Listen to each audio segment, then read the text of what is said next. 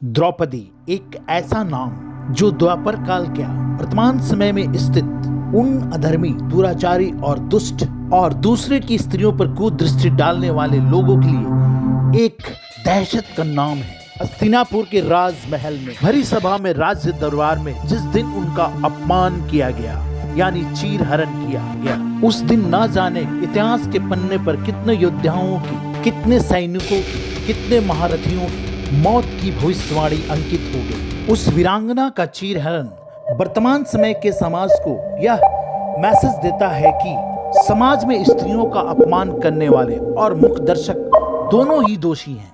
ऐसी तो 5 महारथियों की पत्नी वीरांगना द्रौपदी को कितने नामों से संबोधित किया जाता था। कभी उन्हें पंचाली तो कभी उन्हें या यज्ञसेनी के नाम से संबोधित किया जाता था, लेकिन उनका एक ऐसा नाम जिसे सैरंध्री कहा जाता था। क्या आप ये जानते हैं कि उनका नाम सैरंध्री क्यों रखा गया था और उन्हें सैरंध्री क्यों कहा जाता था? द्रौपदी यानी सैरंध्री 5 महारथियों की पत्नी, जिनके जैसा सुंदर स्त्री पूरे द्वापर युग में नहीं थी, ना कभी होगी। उनके शरीर से बराबर मादक खुशबू दूर से ही आती रहती थी। द्रौपदी जब कहीं भी जाती थी तो उनके आहट का पता लोगों को पहले से ही चल जाता।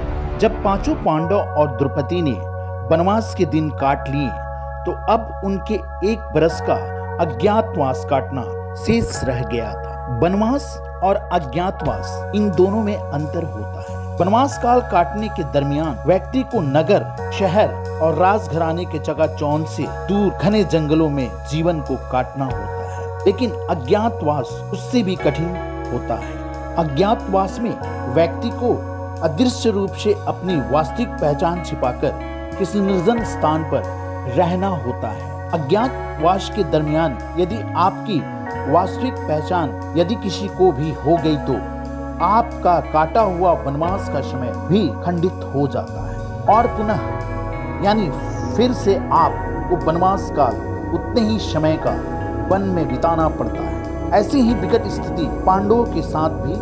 पांडवों के बीच गंभीर चिंता का विषय यह था कि अज्ञातवास के समय को किस प्रकार और कैसे काटा जाए, वो भी अपने साथ एक सुंदर स्त्री को लेकर। नमस्कार दोस्तों, मैं विपिन राज की बातें चैनल में आप सभी का फिर से एक बार स्वागत कर। तो अंत तक बने रहे मेरे इस रहस्यमय वीडियो के साथ, जो आपको यह वीडियो द्रौपदी की एक नाम सैरंध्री क्यों पड़ा इससे रूबरू कराएगा।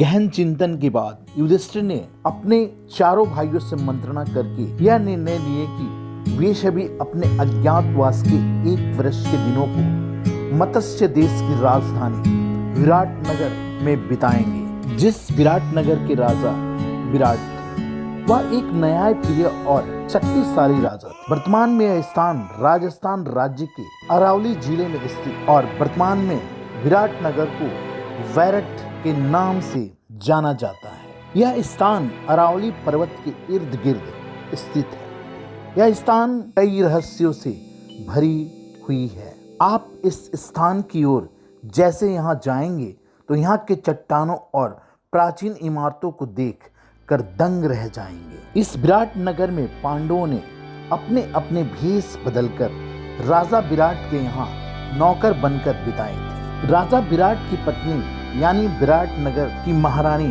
को कौशल सुंदरी विशेषज्ञ यानी एक फेमस ब्यूटिशियन की आवश्यकता थी। यह कार्य पांडवों की पत्नी द्रौपदी को मिली। द्रौपदी की सुंदरता और यौवन को देख रानी ने यह सोच ली कि यह दासी अपने रूप को और यौवन को कैसे हमेशा इतना सुंदर संभाल के रखती है, कैसे चीर यौवना रखती है।